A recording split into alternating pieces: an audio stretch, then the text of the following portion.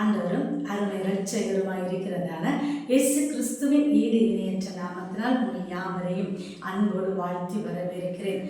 ஆண்டவர் இல்லாமல் நாம் எந்த காரியம் செய்தாலும் அந்த காரியத்திலே ஒரு வெற்றியை நாம் பார்க்க முடியாது.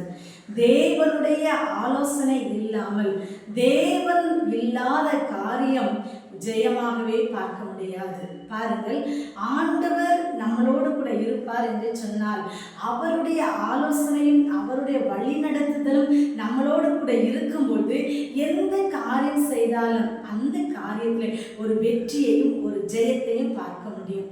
பிரியமான கர்த்தருடைய பிள்ளைகளே, தேவன் இல்லாமல் எந்த ஒரு காரியம் நீங்கள் தொடங்காதீர்கள்.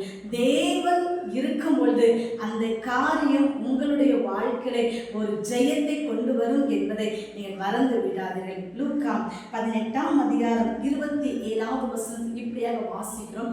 மனுஷனால் கூடாத காரியம் தேவனால் கூடும் என்று சொல்லி. பிரியமான கர்த்தருடைய பிள்ளைகளே, உங்களால் கூடாத காரியம் என் தேவனால் கூடும். எந்த காரியம் உங்களுடைய வாழ்க்கையை செய்ய முடியாதபடிக்கு தடையாய் காணப்படுகிறதோ அந்த காரியத்தை நீங்கள் தேவனுடைய சமூகத்தில் ஒப்புக் கொடுப்பீர்கள் என்று சொன்னால் நிச்சயமாகவே அந்த காரியத்தில் ஒரு ஜெயத்தை ஒரு வெற்றியை பார்க்க முடியும். இதுவரையிலும் உங்களுடைய வாழ்க்கையை தடைப்பட்டு வைத்திருக்கிற எல்லா காரியத்தையும் தேவனுடைய சமூகத்தில் ஒப்புக் கொடுங்கள்.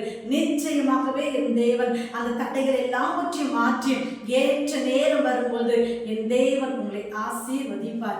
இது நம்மளால் கூடாத ஒரு காரியம்தான். நினைத்து பார்ப்போம் என்று சொன்னால் இது எப்படி சாத்தியமாகும் என்று சொல்லி நினைத்து திகைத்து போய் நிற்கும் பொழுது அந்த காரியத்திலே தேவன் கடந்து வந்து ஒரு வெற்றி தர வல்லமை உள்ளவராக இருக்கிறார். ஆகவே எந்த காரியம் செய்தாலும் அதை தேவனுடைய சமூகத்தில் ஒப்புக் கொடுங்கள். நிச்சயமாகவே என் தேவன் உங்களை ஆசீர்வதிப்பார். God bless you.